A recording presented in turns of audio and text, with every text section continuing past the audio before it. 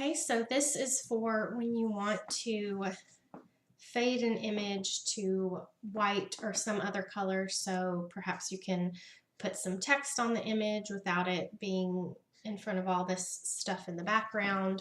You're basically going to put down a gradient over this image, and you're going to have it fade from the image to white or from white to this image, so you can play around with it and do stuff. So first you're just going to drag your image into Photoshop.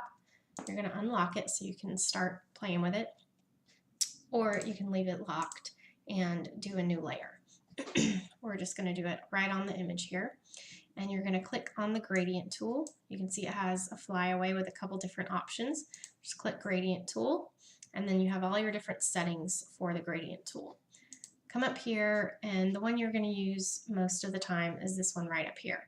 It goes from white to transparent, so it's going to leave behind some white, and then that's going to fade to transparent so you can see the image behind it. All you're going to do, you can see you have the little cross. You're going to take it, say we want the bottom to be more white so that we can put text on the bottom, and then it fades up into the image. You're going to start down here, click and drag, and you can see the line comes up, and let go. And you can see that put a little bit of white down there. Now that's not as much white as I wanted, so we're going to try again. We're going to start here and come all the way up. You can see that does a lot more white. You can play around with it, do all sorts of different things. You could come from the top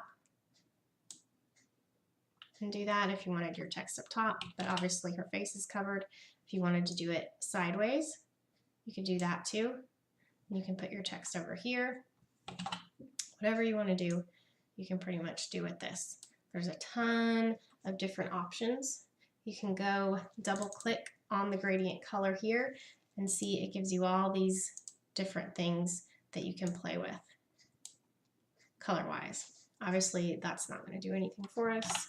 That's pointless. So we're going to go back here. Another thing you might want to do is play around with the stops right here.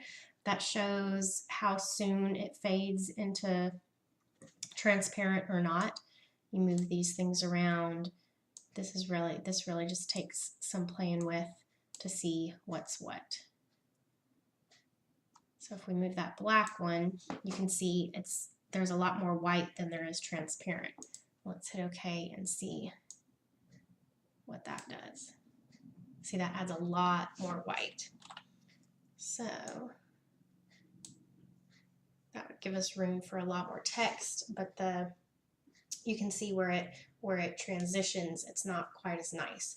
So anyway, just play around with that, but that lets you go from a color to an image using the transparent gradient tool.